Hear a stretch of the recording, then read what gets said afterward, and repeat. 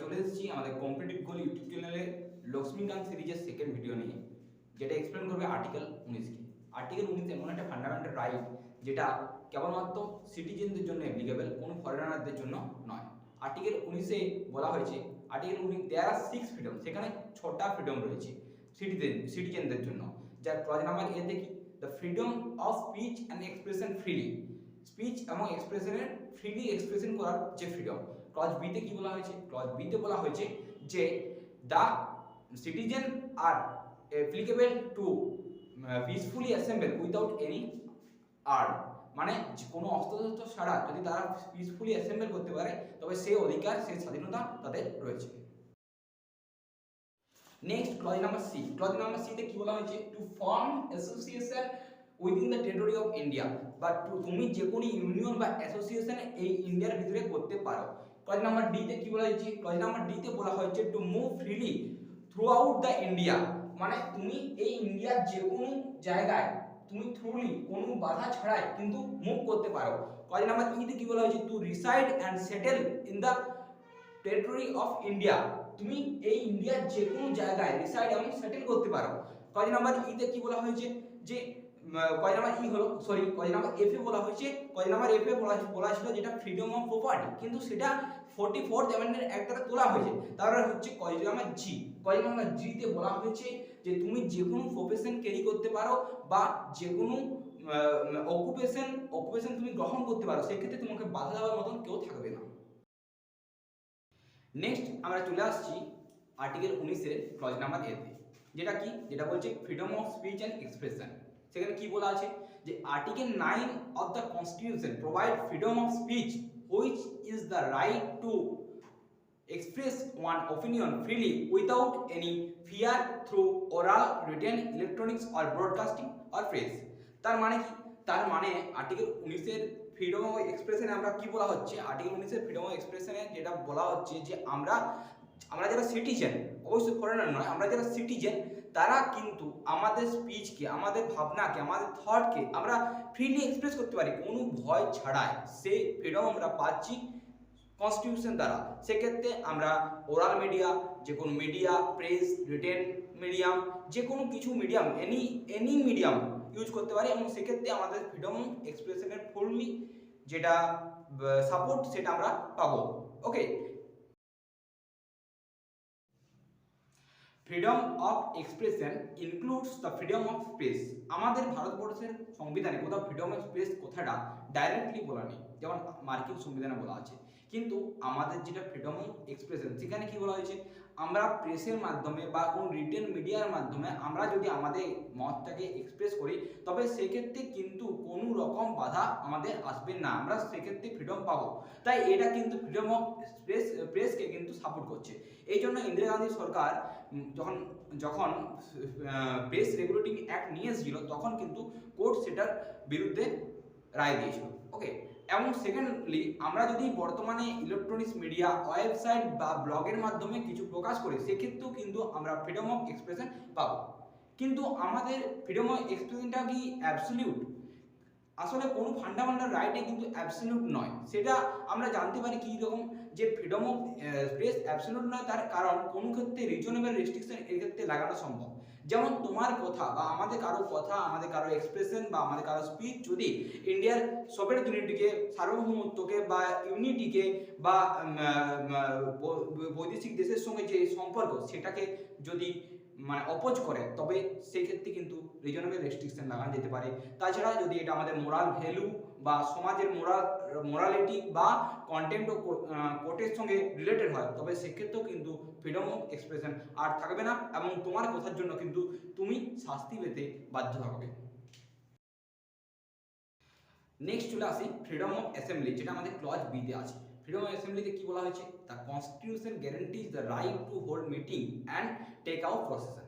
তার মানে কি? আমাদের ইন্ডিয়ান যে কনস্টিটিউশন তারা কিন্তু আমাদের সিটিজেনদের মিটিং হোল্ড করার এবং প্রসেশন বের করার যে অধিকার সেটাকে কিন্তু সাপোর্ট করে, সেই অধিকারটার ক্ষেত্রে ফ্রিডম দেয়।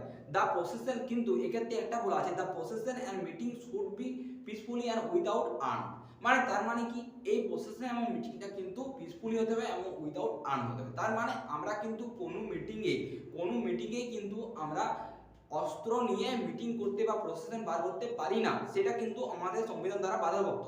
তখন এবার প্রশ্ন আসে যে তাহলে রামনবমী বা ইসলামদের বিভিন্ন পরবে যে উৎসবে যে অস্ত্রের মিছিল হয়, অস্ত্রের মিটিং হয়, অস্ত্রের মিছিল হয়, সেটা কি তাহলে বৈধ নয়? এক্ষেত্রে কিন্তু ধর্মীয় স্বাধীনতার অধিকারের জন্য এটাকে কিন্তু বৈধতা দেওয়া হয়েছে। নেক্সট কিন্তু বলা হচ্ছে এই রাইট এক্ষেত্রেও কিন্তু ফ্রিডম অফ অ্যাসেম্বলিটা কিন্তু অ্যাবসলিউট নয়। ফ্রিডম অফ অ্যাসেম্বলির ক্ষেত্রে রিজনেবল রেস্ট্রিকশন দেওয়া যেতে পারে in the interest of public order and the সভারেনিটি and integrity of the country.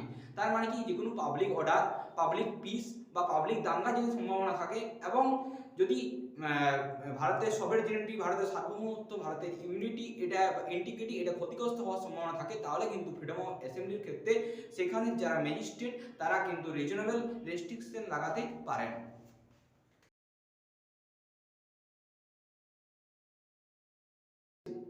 তাকে মনে রাখতে পারি, যেক্ষেত্রে ম্যাজিস্ট্রেট আমাদের যেটা ডিস্ট্রিক্ট ম্যাজিস্ট্রেট, তিনি আর্টিকেল 144 জারি করতে পারেন কোথাও দাঙ্গা বা ইন্টিগ্রিটি ক্ষতিগ্রস্ত হওয়ার সম্ভাবনা থাকলে, এবং তখন 4জন কি 5জনের অতিরিক্ত লোককে কিন্তু এক জায়গায় জড়ো হওয়া চলে না। সেক্ষেত্রে অ্যাসেম্বলির ক্ষেত্রে আমরা কিন্তু রেস্ট্রিকশন লাগাচ্ছি।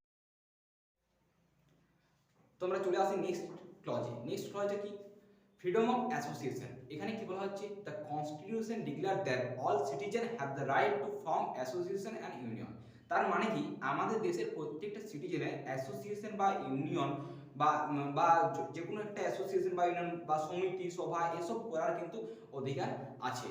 এই আমার যে কোনো রাইট, যে কোনো গঠন, পলিটিক্যাল পার্টির গঠন বা ট্রেড ইউনিয়ন গঠন বা ক্লাব গঠন বা সমবায় সমিতি গঠন বা স্টুডেন্ট ইউনিয়ন গঠন, এই সমস্ত যে কোনো অ্যাসোসিয়েশন গঠন কিন্তু এই অধিকারের মধ্যে পড়ে। কিন্তু তা বলে যে আমাদের অ্যাসোসিয়েশনটা গঠন করছে, সেই অ্যাসোসিয়েশনটার রিকগনাইজেশন পাওয়াটা কিন্তু ফান্ডামেন্টাল রাইট নয়।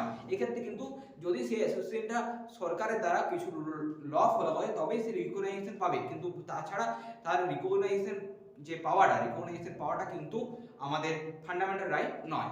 আর একটা জিনিস খুবই ইম্পর্টেন্ট, যে এক্ষেত্রে একটা মামলা আছে গুরুত্বপূর্ণ, যে T K. Rangarajan versus state of Tamil Nadu.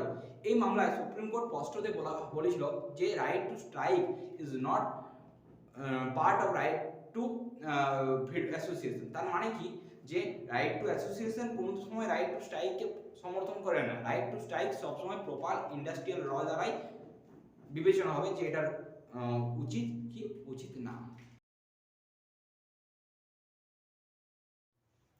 Next চলে আসছে আমরা নেক্সট ক্লজে, যেটা হচ্ছে freedom of movement. Freedom of মুভমেন্টে কি বলা হয়েছে, the freedom of movement is guaranteed by the constitution of India and citizen can move freely within the territory of India from one place to another place.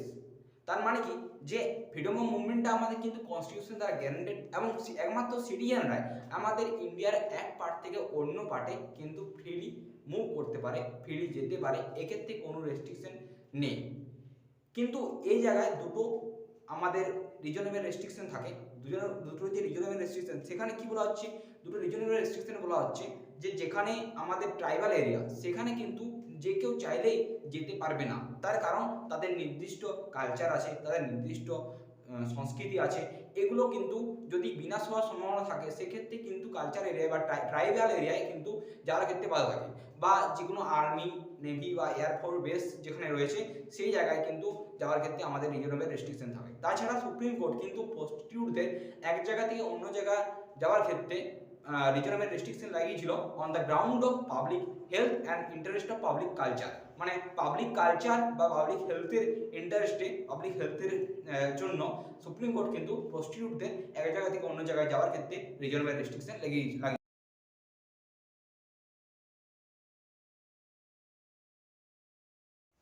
চলে আসি next ক্লজে। Next ক্লজে কি বলা আছে, freedom of resident. এখানে বলা হচ্ছে যে an Indian citizen is free to reside in any state except Jammu and Kashmir. তার মানে কি, তার মানে একজন ইন্ডিয়ান সিটিজেন আমাদের ভারতবর্ষের যে কোনো স্টেটে গিয়ে বসবাস করতে পারে এক্সেপ্ট জম্মু অ্যান্ড কাশ্মীর। এটা কিন্তু আগে ছিল, কিন্তু 370 ধারা তুলে দেওয়ার পর থেকে অমিত শাহ, স্বরাষ্ট্রমন্ত্রী অমিত শাহের নেতৃত্বে 370 ধারা তুলে দেওয়ার পর থেকে কিন্তু জম্মু আর কাশ্মীরে রিসাইড করা কিন্তু আর রেস্ট্রিক্টেড নয়। এর মানে কি, যে তুমি যদি ইন্ডিয়ান সিটিজেন হও, তুমি ইন্ডিয়ার যে কোনো জায়গায় গিয়ে জায়গা কিনতে পারবে এবং সেখানে পার্মানেন্টলি বাস করতে পারবে। এখানে তোমার কেউ বাধা দিতে পারবে না।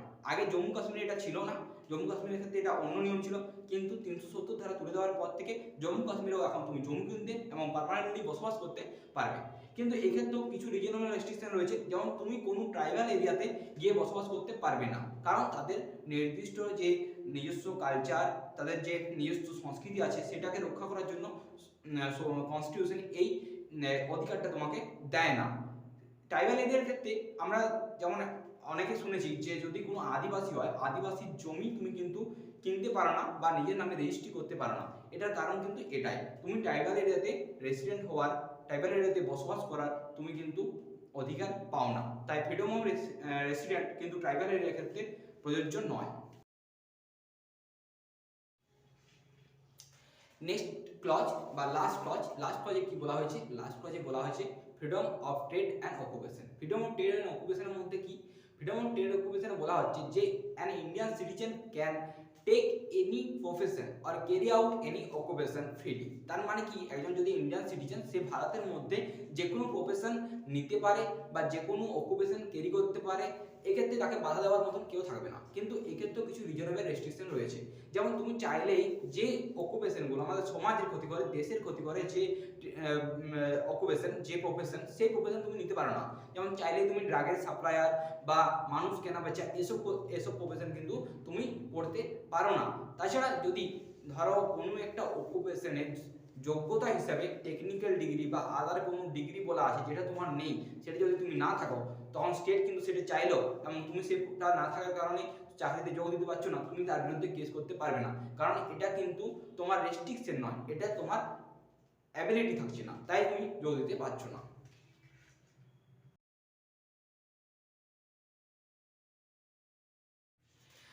তো হ্যালো ফ্রেন্ড, আমাদের যেটা আর্টিকেল নাম্বার 19 কমপ্লিট হলো, এরপর বাদবাকি আর্টিকেলগুলো নিয়ে আমরা নেক্সট ভিডিওতে চলে আসবো। এখন আমাদের ক্লাস যদি তোমাদের ভালো লেগে থাকে, তবে অবশ্যই আমাদের চ্যানেলটিকে লাইক এবং সাবস্ক্রাইব করো এবং বন্ধুদের সঙ্গে খুব বেশি সংখ্যকভাবে শেয়ার করো, যাতে তারাও এই ক্লাসগুলো পেয়ে উপকৃত হতে পারে।